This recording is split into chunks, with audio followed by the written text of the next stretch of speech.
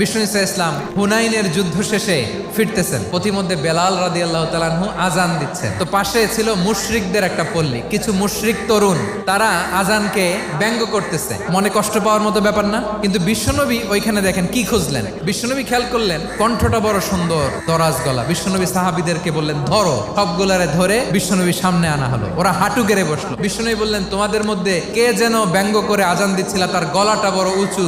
আবু মাহজুরা বলে আমার বন্ধুরা সবাই আমার দিকে আঙ্গুল দেখায়। আবু মাহজুরার মাথায় হাত দিয়ে বললেন এবার আজান দাও দেখি। আবু মাহজুরা বলে আমি তো আজান দিতে জানি না। বিশ্বনবী বললেন তাহলে আসো আমি তোমারে শিখাই দেই। বিশ্বনবী একটা বাক্য পরে, আবু মাহজুরা পরে, বিশ্বনবী পরে, আবু মাহজুরা পরে। আবু মাহজুরা বলে এক একটা বাক্য পড়ি আমার কলিজাটা গলে ঠান্ডা হয়ে যায়। বিশ্বনবীর সাথে দাঁড়িয়ে উনি শাহাদা পড়ে মুসলমান হয়ে গেলেন। বিষ্ণু ইসা ইসলাম বললেন যাও আবু মাহজুরা, আমি তোমাকে পৃথিবীর শ্রেষ্ঠতম মসজিদ মক্কার মসজিদুল হারামের মুয়াজ্জিন হিসেবে অ্যাপয়েন্ট করে দিলাম। দেখছেন কিভাবে ট্যালেন্ট হান্টিং করতে হয়।